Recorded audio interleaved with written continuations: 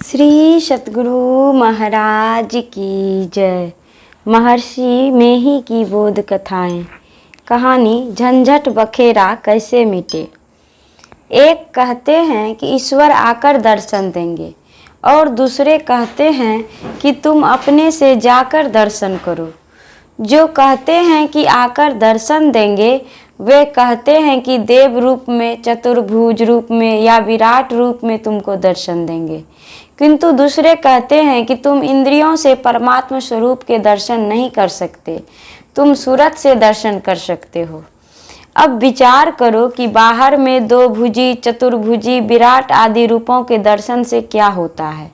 इन दर्शनों से धन, जन, प्रतिष्ठा आदि का लाभ होता है और लोक लोकांतरों में वासा होगा। अब विचार करो कि इसमें लाभ ही लाभ है या हानि भी है। श्री कृष्ण के दर्शन अर्जुन को बराबर होते रहते थे। अर्जुन कोई साधारण पुरुष नहीं थे, वे तो नर थे। नर नारायण विष्णु के रूप हैं। वे ही नर के अवतार अर्जुन और नारायण के अवतार श्री कृष्ण हुए। विराट रूप, चतुर्भुजी रूप और दो भुजी रूप के दर्शन अर्जुन को हुए थे। श्री कृष्ण के बिना अर्जुन नहीं रह सकते थे। जैसे श्री कृष्ण नहीं तो अर्जुन भी नहीं। कथा है कि श्री कृष्ण के शरीर छूट जाने पर अर्जुन का बल पौरुष बिल्कुल चला गया। पंजाब के निकट लुटेरों ने लाठी डंडे से सब कुछ अर्जुन से छीन लिया। उनमें कुछ भी न बन पड़ा, उनसे कुछ भी न बन पड़ा। जिन अर्जुन से बड़े बड़े वीर, यहाँ तक कि देवता भी पार नहीं पाते थे, वे भी समय समय पर रोए। अभिमन्यु मारा गया तब रोए, बहुत रोए, उनका चित्त ही कहीं नहीं लगता था। श्री कृष्ण ने उन्हें चंद्रलोक में ले जाकर अभिमन्यु को दिखलाया। पुत्र पुत्र कहकर पकड़ने लगे तो उसने फटकारा और कहा कि यह नरलोक नहीं है, तुम पुत्र किसको कहते हो। भगवान के दर्शन होने पर भी 22 या 23 वर्ष तक भीख मांग मांग कर खाया। द्रौपदी से विवाह होने के पहले ही। फिर कुछ दिनों तक राज्य किया। उसके बाद सभा में ही द्रौपदी का वस्त्र हरण किया गया। राज राजेश्वर होते हुए भी उनके मुंह से कुछ वचन न निकल सका। एक गरीब से गरीब की स्त्री का सभा में कपड़ा खींचो, तब देखो कि वह कुछ बोलता है या नहीं। पांडव राज राजेश्वर से गुलाम बने। राजसी कपड़े उन पांचों भाइयों के शरीर से उतार लिए गए।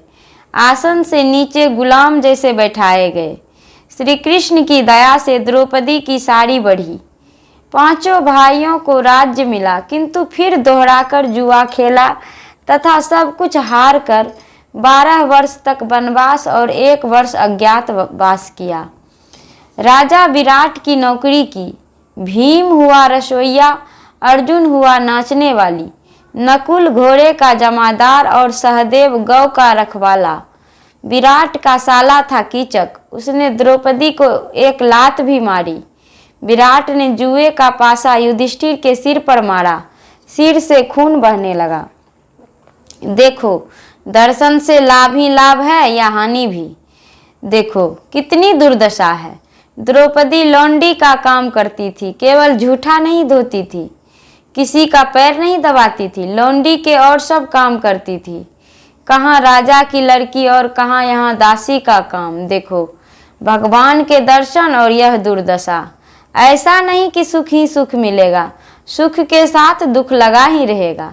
किसी भी लोक लोकांतर में रहिए, देह का कुछ न कुछ गुण अवश्य रहता है। किसी लोक लोकांतर में रहने से मुक्ति नहीं हो सकती। ध्रुव को दर्शन हुआ, राज्य मिला, फिर उसके भाई को किसी ने मार दिया, फिर उससे लड़ने गए। इस प्रकार झंझट बखेरा रह ही जाता है।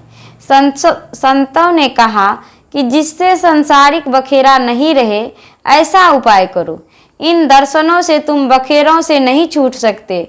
भगवान के आत्म स्वरूप के दर्शन करो तो इस संसार में नहीं आओगे और सब झंझट बखेरे मिट जाएंगे।